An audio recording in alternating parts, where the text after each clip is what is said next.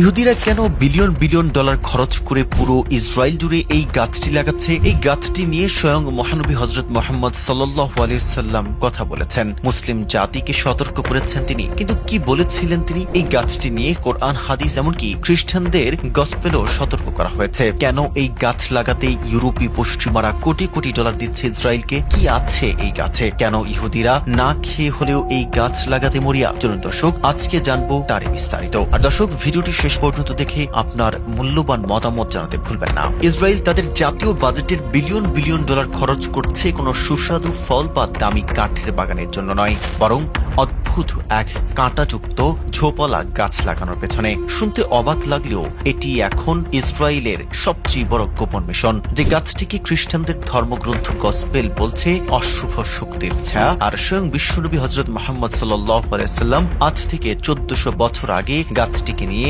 মুসলিম উম্মাহকে ভয়ঙ্কর সতর্কবার্তা দিয়ে গেছেন। আর সেই গাছটি হচ্ছে গারকাদ গাছ। ইসরায়েলের প্রধানমন্ত্রী নেতানিয়াহু এই বিশেষ গারকাদ গাছের উৎপাদন বাড়াতে বিলিয়ন ডলারের প্রজেক্ট হাতে নিয়েছে। 2023 সালের এক রিপোর্ট বলছে, গত মাত্র 5 বছরে ইসরায়েলে প্রায় 24 কোটি গারকাদ গাছ লাগানো হয়েছে। বিশেষ করে ট্রেন লাইনের দুই পাশে কিলোমিটার পর কিলোমিটার এই ঘন কাঁটাযুক্ত গাছ দিয়ে দেয়াল তৈরি করা হচ্ছে। শুধু তাই নয়, বিশ্বজুড়ে ইহুদিরা এই গাছের জন্য ফান্ড সংগ্রহ করতে টি শার্ট, পারফিউম এবং হ্যান্ডব্যাগ বিক্রি করছে।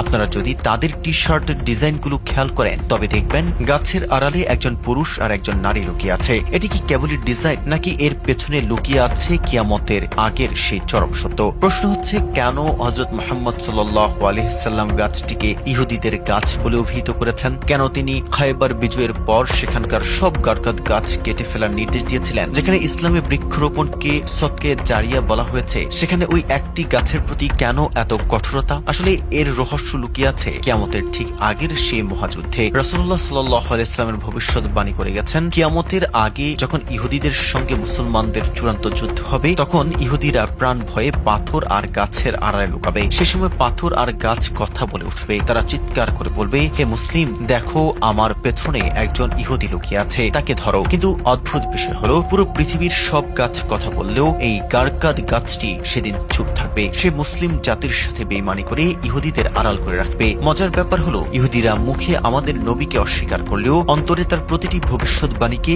ধ্রুব সত্য বলে বিশ্বাস করে। তারা জানে একদিন সেই লড়াই হবেই, এবং সেদিন তাদের একমাত্র বন্ধু হবে এই গারকাদ গাছ। আর ঠিক সেই কারণেই তারা আজ ফিলিস্তিনের জবরদখল করা ভূমিতে লক্ষ লক্ষ গারকাদ গাছ লাগিয়ে এক জ্যান্ত দুর্গের দেয়াল তুলছে। তারা ভাবছে এই গাছগুলো তাদের আল্লাহর পাকড়াও থেকে বাঁচিয়ে দেবে। আজ আমাদের নিজেদের প্রশ্ন করার সময় এসেছে, ইহুদিরা যেখানে আমাদের নবীর ভবিষ্যৎবাণীকে বিশ্বাস করে তাদের বাঁচার পথ খুঁজছে, সেখানে আমরা কি নবীর দেওয়া শিক্ষা আর সুন্নাহকে আঁকড়ে ধরেছি? দর্শক, আপনার মূল্যবান মতামত আমাদের কমেন্ট বক্সে অবশ্যই জানাবেন।